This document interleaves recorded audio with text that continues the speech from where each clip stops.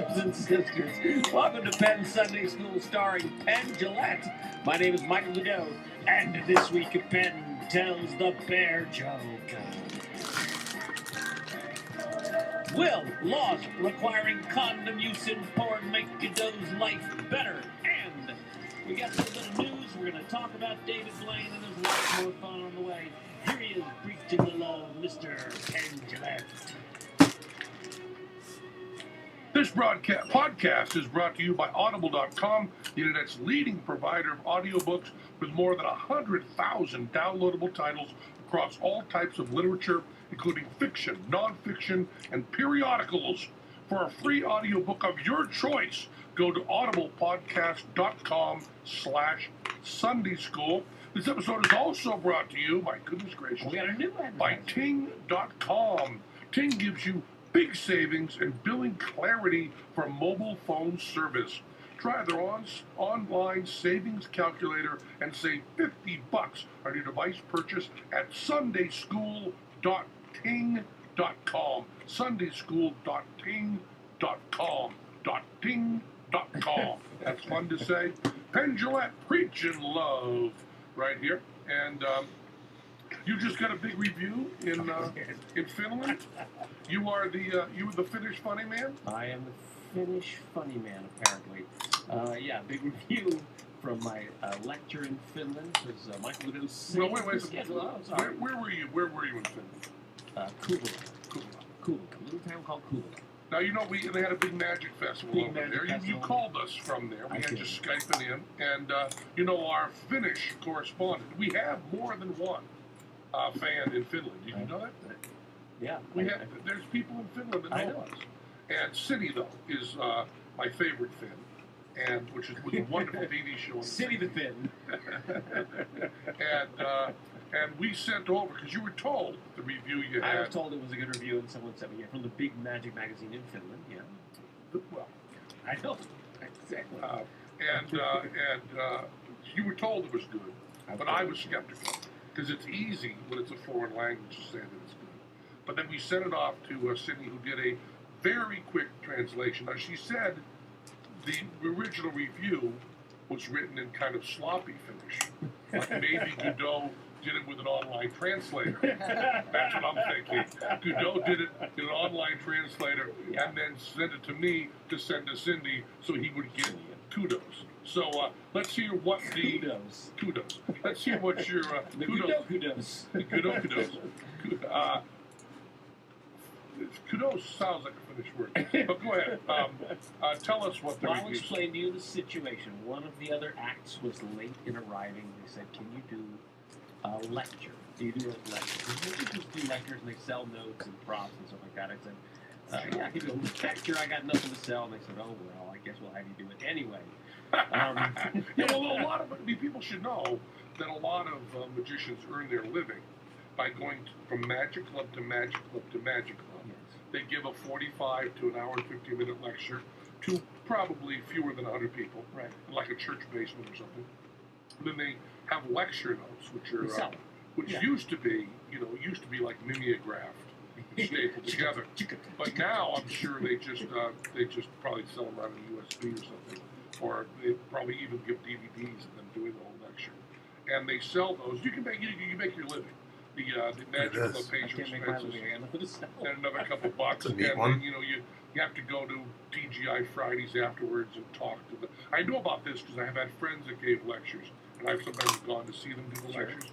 And then afterwards, you go to TGI Fridays and sit around with a bunch of magicians. Yeah. And then you sleep on someone's couch in their rec room after the show. And that's exactly what happens. Exactly right. But anyway, so Godot's giving a lecture. I went. They asked me to do this lecture last minute, so I went In Finland. And it says Michael was juggler, writer, and producer. He performed in the Landsbergen show. And this is a translation by Cindy, who's actually Finnish. So this isn't a jive-ass translation. No. I also want to say before Godot reads this that I believe that Godot wrote this review, put it in a translator to get finished, then gave it to me to send to Cindy to be translated back.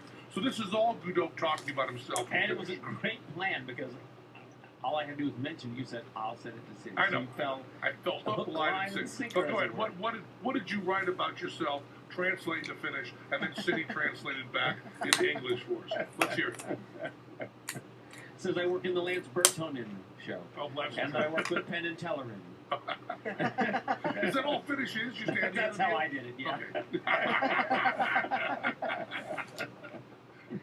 It says I know a lot about fun and entertaining, but for some reason he has never before given a lecture on the subject anywhere. Not quite strictly true. I did it one other time. So I thought this was a lecture you gave regularly. Pivat days. Take a Pivat days. Take a Pivat. Take a Pivat, which is magic days, I guess is the translation. They kept days more the than same. an hour, I explained a work. They couldn't. They thought of their own word for magic, but the Finnish were too lazy to think of their own word for days. No, days not on there. Okay.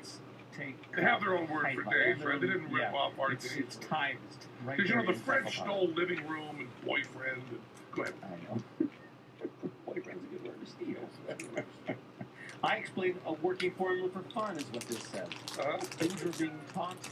Not a few jokes or tricks to be copied, but instead a method that can be used in any situation. See that? The lecture turned into a workshop. Wouldn't you turn examples of different situations from the audience and everyone, led by Godot, turn them into fun. What I teach is a comedy writing lecture. You gave your lecture kind of sort of half-assed. To you one time 100 years ago, yeah. It was discovered that the idea works. That's what they found out at this lecture. Yeah. And the method, instead of an individual joke to be copied, you can create your own joke. I guess the Finnish are very used to copying. Yes. It says if magicians dared to use this, the competitive stealing of jokes would stop or at least decrease, and everyone would make original, entertaining performances. Many consider the lecture one of the best during Magic Days in years. Oh, yeah. Now, how did you start that before it went into Finnish? I know. What did you actually write? Michael Godot is the greatest ever. Yes. Yeah. I'm going to put it up in Finnish on my website. You need a comedy lecture? Call Godot. If you need a comedy lecture, but you lectured, I assume, in English. Is that right? In English, yes. And it was. If you lectured in Finnish, it would have been really fun. Really good. Yeah. Well, now that I know that there's that IN at the end of everything, it's going to be much easier next time. And then Tellerin. Hey, are you telling them? No, we're not doing the bear joke first. Not yet. We But should first, talk about. I want to talk about what I did all week. What did you do all week? I want to talk, first of all, we know we've documented stupid, Penn's stupidity on here. So we, Glenn Ally, who runs the whole Penn and Tell operation, we knew I had to record the audio book for my new book, which is called Penn Jillette, Every Day is an Atheist Holiday. Every day, we can all hold them. We have plenty of them. We don't have to. Dustin's out. Every day is an atheist holiday with a little picture of me holding the Easter Bunny and with, it looks like, It's a nice cover. Looks like Rudolph the This is the Red-Nosed Reindeer. uncorrected proof for limited distribution. Right. And do you know how I can prove that? Your name is spelled wrong on the cover of your own book, my friend. Yeah. I don't want to say, we need to do some recovery on No, but this just gets sent out to, all the people who want to pre-review it. It also looks a little bit like Rudolph the Red-Nosed Reindeer getting ready to suck my dick, doesn't it? Yeah. It looks like he's fixing to get ready to do that. I don't know. Rudolph is a male, I guess, and I said he, but that's right. Although it's very, very femme-looking Rudolph here, which is cool. I like gender bending and reindeer. Speaking of reindeer, it all ties in. Finish. It all ties in. Anyway, my book, Every Day is an Atheist Holiday, and More Magical Tales from the best-selling author of God. No, I love the fact that I'm reading it off the cover like I don't know what it is. It's not for sale yet. It comes out November 13th. Yeah. But it is available for pre-order. You can go to Amazon right now, and you can pre-order it, and you should pre-order it, because then they'll do the second printing and can fix one of the mistakes in here that really pissed me off. So that should be your motive. Get one of the ones that has a mistake. They misquoted. They changed a Bob Dylan quote in here. Oh, Jesus God. But it's gonna be fixed. The guy in New York lose his job over this? It's gonna be fixed. And you can go to, it all ties in together. You can go to the skirting the issue. if you want. I am. If you wanted to, and if you don't work for the New York Times. Everybody's yelling at me at once. What did you say, Rich? Oh, okay. Don't tap the book on the table. Every day is an atheist holiday. If you want to buy this, and you should want to buy it. Speaking of the second printing, fix the Bob Dylan quote. This is the way you can help out Penn Sunday School. Is you don't go to Amazon, but rather you go to PennSundaySchool.com and you clear your cookies and you click on the banner for the Amazon and you buy the book. And they give us a little taste. Don't pay any more. Just give us a little taste. And a little bigger taste, because clearly it's already your book. It's already my book. Double It would be dipping a here, great my thing to do. There's pictures in this one. If only This one has pictures. if you did The last one did. purchase this, then I could get a little taste of your book. And you know something. Robbie, who worked on this, and my Yes. editor, who worked on the last book, both think it's better than God Knows. Really? I don't. But I think it's good. I'm pretty proud of it. But this week you have been recording. I've been recording the all audio weekend for to it, show you so how- that it will be on Audible.com. It will be on Audible.com.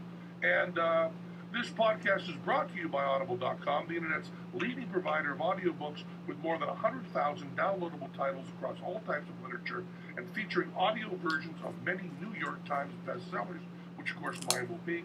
For our listeners, Audible is offering a free audiobook, give you a chance to try out their service. One audiobook to consider is, of course, when it comes out, I bet you can pre-order pretty soon. Every Day is an Atheist Holiday. What are you reading now? The Kahneman book? Yeah, I'm reading the Kahneman book. I'm listening to the Kahneman book, but it's not Kahneman reading it, which is a little sad. It's not. It is or not? It's not him. No, reading well, he's got a pretty heavy accent. it. Okay. Have you heard interviews with him? No, I haven't. Pretty heavily accent. You're probably glad it isn't Kahneman. Okay. But Well, we're I think I do it.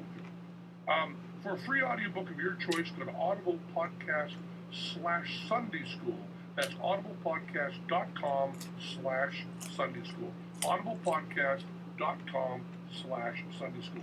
So, we had to, last week was really tough because we're writing, we can't talk about this stuff, to be careful. Okay. We're writing this pilot for Showtime. Yes. Everybody in this room is working this pilot for Showtime.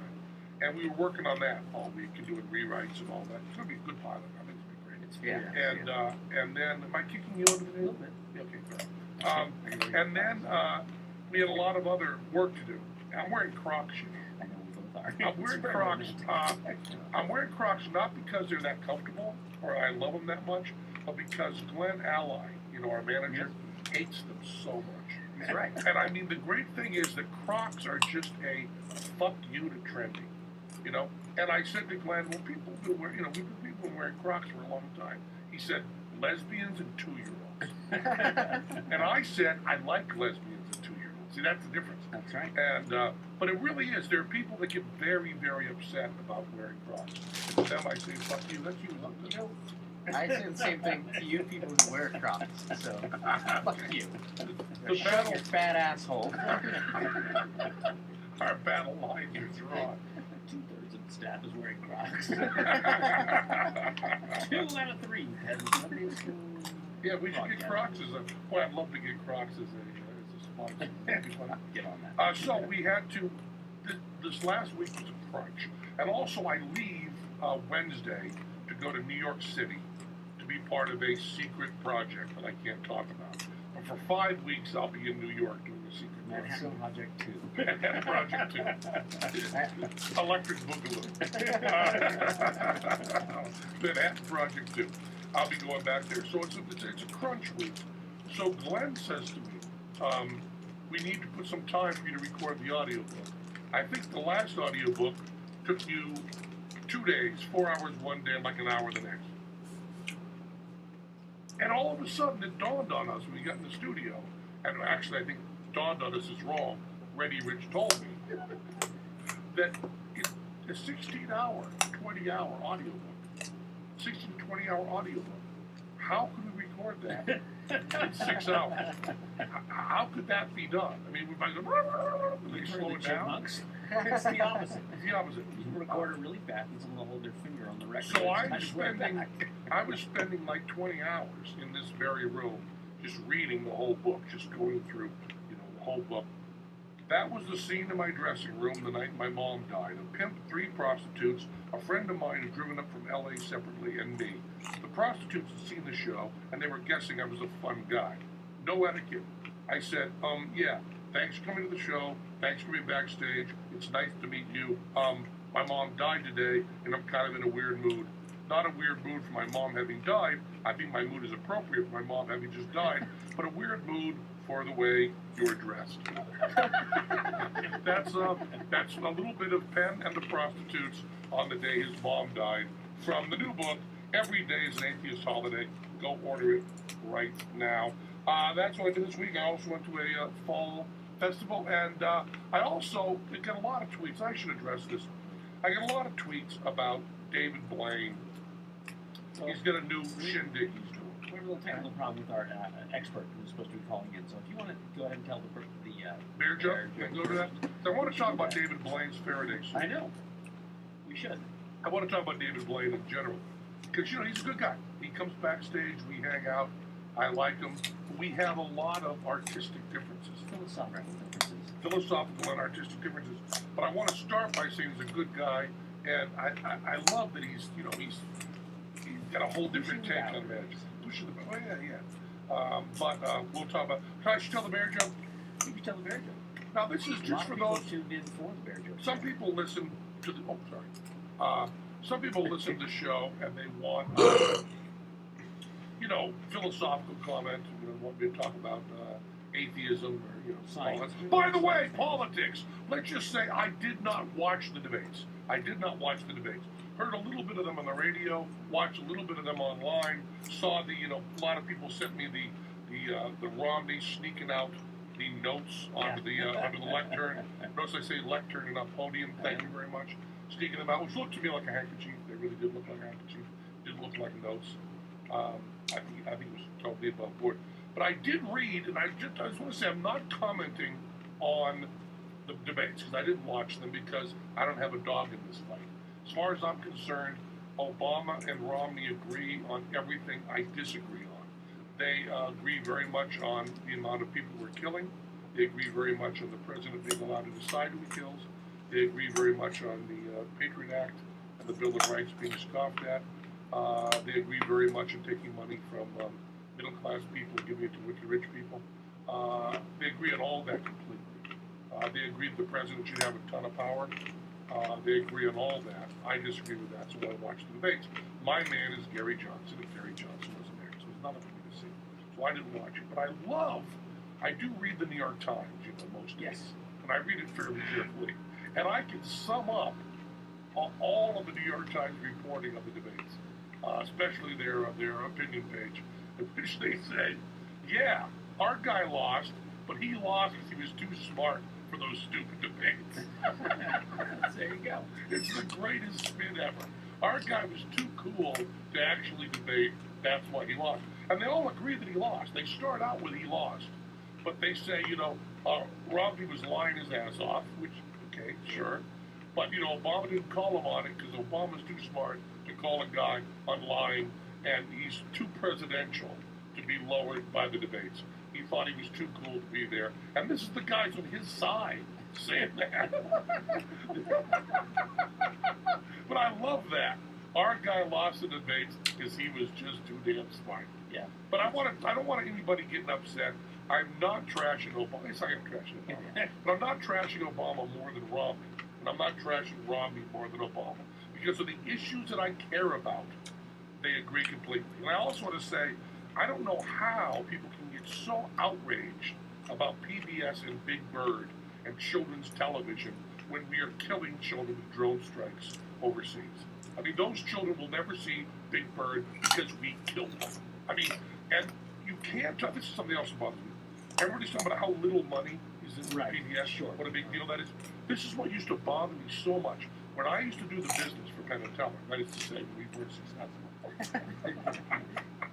I used to call up a Renaissance Festival. Sure. I would do the negotiation. And I would say the things that Penn and Teller always said, no parades. We would not march in the Renaissance Festival parade. That was an absolute fun. I know, you had a great time. I didn't want to march in the parades. So no parades. You pay us this amount of money. And I remember I'd be negotiating, kind of tough negotiation. And they would say, no, we're not going any higher than this. So for the 5 weeks you're doing this, are you really going to blow the whole deal over $1,000? And I'd say, well, are you really going to blow the deal for $1,000? You cannot argue that an amount of money is small with someone who's putting that amount of money in. You cannot say PBS is getting an insignificant amount of money without the other side saying, okay, it's an insignificant amount of money. Stop. Let's stop. I mean, you can't say, are you going to kill this deal over $1,000 if the other side is going to kill the deal? It just makes no sense to me. You cannot use the argument that's too little money to argue about if while you're doing it, you're arguing about it, right? Well, and the other thing is, it's too little money, but it's millions of dollars. If it was coming out of your pocket, you'd go, Jesus God, I But can't that's afford not that the PBS. point. The point I'm trying to make, you're trying to make another I'm point. making a parallel. Parallel point. The point I'm trying to make is Supporting you with a you second can't say it's not that much money and then say we need that much money. You can't do both. You can't. You got to say, which is what I'm saying, by the way, the amount going to PBS. I don't care one fuck either way. Which way we pay PBS, we don't pay PBS. Let's stop killing people. I mean that's. Yes, I'm a libertarian, and everybody wants to jump down libertarians' throats for saying you don't care about the poor, you don't care about welfare, you don't care about medical care. This is a deal I'll make, and I'll make this on behalf of all libertarians. I don't like to speak for libertarians. Right now, I'm speaking for libertarians, okay? Thank you. Stop the wars. Stop the wars now. Bring the troops home. Stop spending that money. Stop being the world's policeman. Stop killing people in our name. Stop taking a lot of our money and giving it to rich people to bail them out. Keep all the Medicare, all the Medicaid, all the welfare. Once we get peace and stop redistributing money to rich people, we can then argue 10 years from now about welfare and social services and stuff. It doesn't matter. It's not compared to the wars, it's just not an issue to me. And certainly PBS is not an issue to me. Now, a guy goes bare I was going to say, this is not as funny or involved